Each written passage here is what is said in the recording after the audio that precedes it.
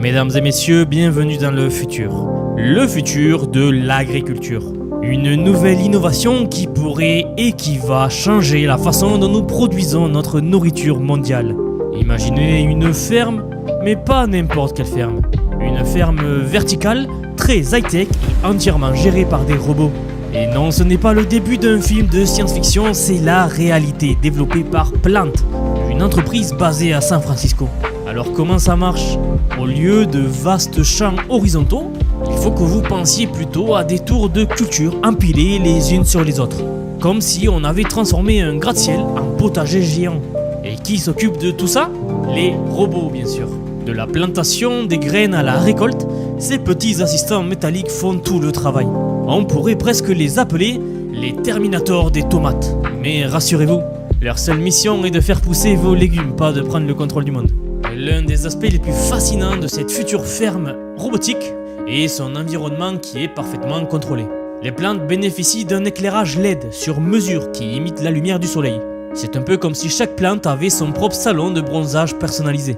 Alors l'idée de cultiver des plantes en hauteur n'est pas nouvelle. En fait, elle remonte à l'Antiquité avec les fameux jardins suspendus de Babylone, considérés comme l'une des 7 merveilles du monde ancien.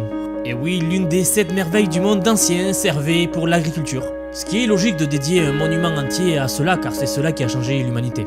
Mais bien sûr, le concept moderne d'agriculture verticale a vraiment pris forme au début du XXe siècle. En 1915, le géologue américain Gilbert Ellis Bailey a utilisé pour la première fois le terme agriculture verticale dans son livre Vertical Farming. À l'époque, il imaginait cultiver des légumes dans des tours en acier et en verre chauffés par le compost. Une idée qui était déjà révolutionnaire pour son temps. Je vous rappelle que l'on est en 1915. Mais c'est vraiment dans les années 1999 que le concept a pris son envol, grâce au docteur Dixon Dispommier, professeur à l'université de Columbia.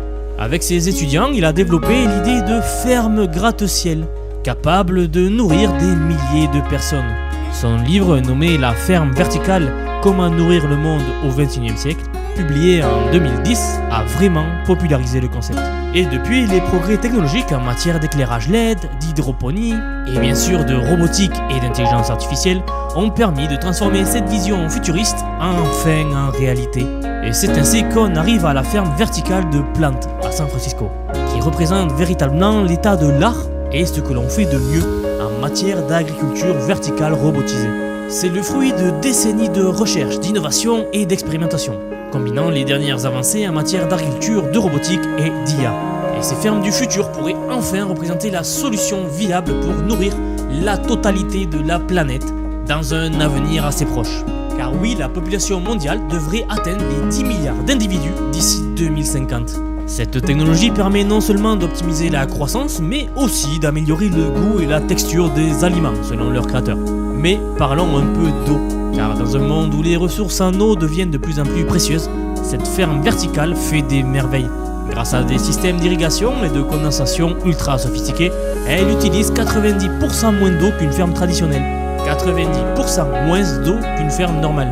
C'est comme si on avait appris à nos salades à prendre des douches au lieu de bains. Et ce n'est pas tout, cette ferme high-tech a aussi dit adieu aux pesticides. Les robots équipés d'IA, d'intelligence artificielle, inspectent chaque plante, garantissant des produits de qualité premium, sans avoir besoin de les asperger de produits chimiques. C'est comme s'il y avait un être humain dédié par plan. Vous comprendrez qu'il n'y a plus trop besoin de pesticides si on pourrait effectuer cela. Alors quels sont les avantages de ce système? Tout d'abord, il promet des rendements nettement plus élevés que l'agriculture traditionnelle. Ensuite, il permet de produire des aliments frais toute l'année, quelle que soit la saison, et aussi n'importe où dans le monde. Fini les tomates qui ont le goût de carton en hiver. Et de plus, cette approche pourrait avoir un impact positif sur l'environnement. Car en réduisant la surface nécessaire pour l'agriculture, on pourrait potentiellement libérer des terres pour la restauration écologique. Imaginez plus de forêts, plus d'habitats naturels, et tout ça grâce à des salades qui poussent en gratte-ciel. Bien sûr, comme toute nouvelle technologie, elle pose des questions à certaines personnes, notamment quel sera l'impact sur l'emploi, sur les agriculteurs, et surtout comment garantir que l'accès à ces aliments reste accessible à tous, quel sera le vrai impact écologique de cette technologie, etc. J'en passe. Mais si vous êtes un minimum optimiste et que vous avez écouté ce que j'ai dit tout à l'heure, vous comprendrez que le potentiel de cette technologie est juste énorme. En fait, la ferme verticale robotisée de plantes représente une avancée fascinante dans le domaine de l'agriculture.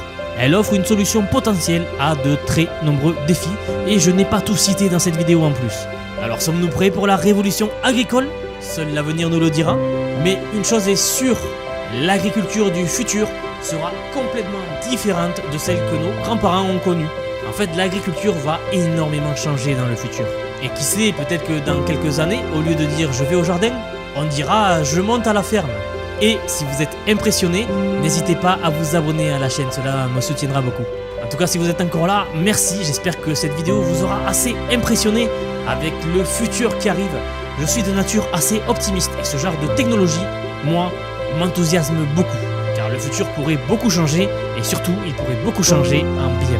Allez, c'est tout pour moi aujourd'hui et je vous dis à très bientôt pour la prochaine vidéo. À bientôt.